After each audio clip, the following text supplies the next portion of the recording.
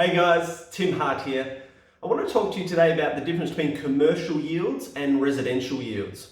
There's a lot of misinformation in the marketplace, and one of the biggest mistakes I see investors making is comparing gross yields to net yields. So the gross yield is the full amount of money that the tenant pays every year. So it might be, say, $50,000 that they pay in rent. Now, to get to the net yield, we need to take out all the outgoings, so the council rates, the water rates, the insurance, the maintenance, anything else that you need to pay on that property to get the net figure. So we might have, say, $15,000 worth of expenses. So the tenant pays $50,000, we have $15,000 worth of expenses, we end up with $35,000 net in our hand.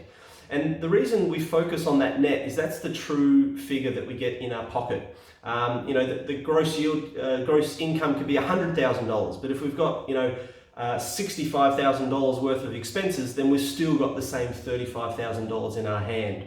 So one of the things with commercial property is I often see it yielding, 2 to 3 times that of a residential property. So most residential properties I see are yielding of a gross yield are in that 2 to 3% sort of range. And once you take out all the outgoings, you might be down to 0 or even 1%, which is why if you're then borrowing against that property and you've then got a mortgage payment to make, you're suddenly in that negative cash flow, negative gearing territory, which I really don't recommend.